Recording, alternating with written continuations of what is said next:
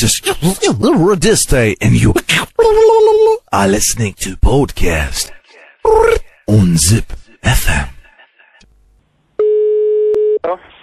Labas vakaras. Labas vakaras. Dabar nežinau, tiesiog kontaktus radau čia internete dėl baidarių. Taip, klausau. Čia, nepataikiau. Taip, čia. Labai malonu, mano vardas Jonas. Aš esu direktorius tokios įmonės Vaizdo amatas. Mes filmuojame tokius reklaminius klipukus. Mane domina informacija. Ar galim? Informacija. Tai čia plauktų įmonė, aš taip supratau, taip? Jo. Ta prasme, plauktų. Aš galvoju, kad čia kaip mokėti reikėtų. Jo, kaip įmonė mokėtumėm, bet aš tiesiog prisistačiau, iš kur aš esu ir ką aš veikiu. Tai vat man su tuom reikėtų tiesiog jums pakalbėti. Dabar jūs papasakokit, kiek jūs turite tų baidarių?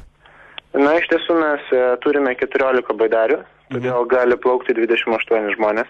20 vienu metu. Pas mane... Bet, taip klausau, kiek pas žmonės? 20 ir vienas ir dar būtų komandinė įgula, ta prasme, 3 operatoriai ir 1 garso režisierius. Aha. Na, iš tiesų, matote, mes galime ir daugiau suorganizuoti baidarių, čia mes problemas nematome. Matai, ta prasme, kame tas reikalas yra? Man reikia per birželį nufilmuoti tokį vaizdo klipuką. Ir vat būtent vaizdas arba tiesiog reklamos idėja yra būtent baidarimis, kaip plaukia žmonės ir panašiai. Tai vat ar yra įmanomas toks dalykas yra? Tai supratau, jūs norite nufilmuoti. Tai iš mano pusės jūs norite tik tai išnuomoti baidarės? Ar dar kažką padaryti? Aš noriu, kad jūs pasirūpintumėt saugumu, nes iš tiesų, kas plauks tomis baidarėmis, tai yra sudėtingas, ta prasme, atvejis.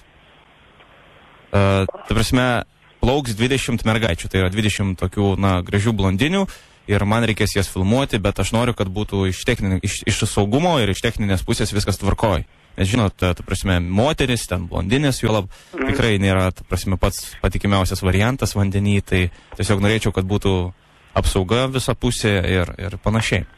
Na, iš rimtai darėt. Ta prasme? Ta prasme, 20 blondinių plaukiančių. Ta prasme, mūsų yra toks, siužetas filmuko. 20 blondinių moterų, jas reikia nufilmuoti.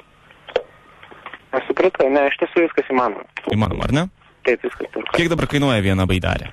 Viena baidarė savaitgalio dieną nuo penktadienio iki sekmadienio kainuoja 70 litų. 70 litų? Taip, čia vienai dienai būtų. Tai nedaug. Na, iš tiesų nedaug. Jo, viena problema yra. Taip. Merginos yra nelietuvės. Ir jos nekalba angliškai. Taip. Tai dėl saugumo, ta prasme, yra kažkokia... Jos yra nelietuvės ir jos nekalba angliškai. Nekalba, jos yra iš Švedijos. Yra tūpos blondinės visiškai, jo. Ir tiesiog aš sakau, kad tūpos, bet jos tokios ir yra. Bet jos yra, ta prasme, kaip pasakyti, seksualios, gražios, ten porno simboliai. Na, aš supratau, mane čia mausto. Ir kur yra esmė? Kas mausto tave? Nu, ta prasme, blondinės iš Švedijos nekalba angliškai. Jo. Ta prasme, o kas su jom šnekės angliškai?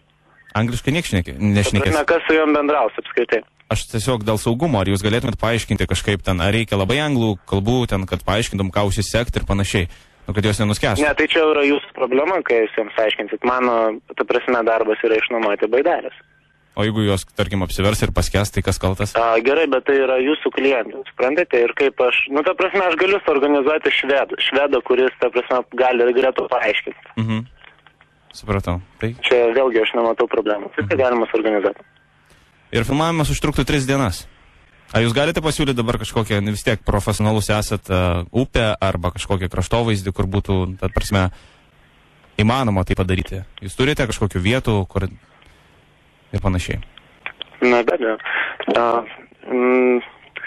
Aš manau, gal geriausia būtų Nerimis filmuoti, kadangi tai yra plati upė. Tenais mažai plaukia žmonių. Ir manau, čia būtų geriausias variantas jums. Supratau. Aišku. Tai 20 baidarių, 3 dienos, kiek čia man atsieitų?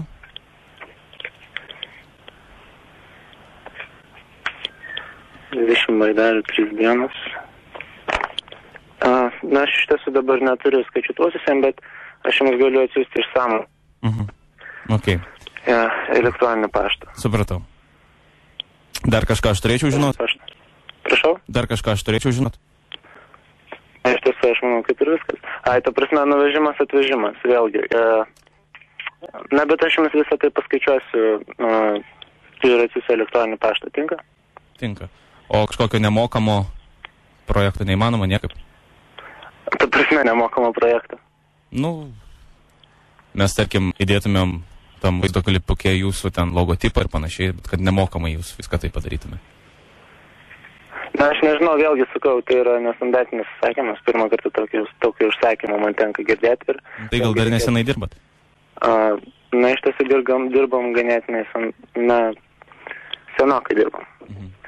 Tai gal reklamos mažai turim? Bet tokį užsakymą turim pirmą kartą, tiesą sakant. Tai prašau, pasakykit savo elektroninį paštą. Jonas? Jonas.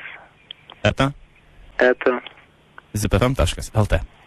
Zip.fm. Sveikas.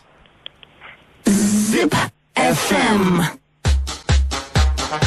Sveikas gyvas, sakau. Jonas iš Zip.fm tave patrukdė. Labas diena. Iš tiesų gerokai nustebino. Ta prasme, aš jutau, kad tai yra mane mausta, bet, na...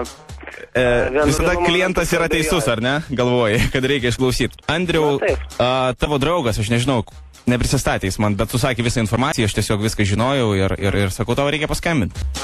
Jisai siunčia tau linkėjimus didžiausius ir... Sorry, bet žinok, 3 dienom ir su 20 blondinių tikrai neatvažiuosi bent jau šį savaitgalį. Na, aš taip ir supratau, tiesiog šiai. Tai ką, gero to vakaro, ačiū už ištverimą ir ačiū už, kultūringą bendravimą. Dėkui. Iki.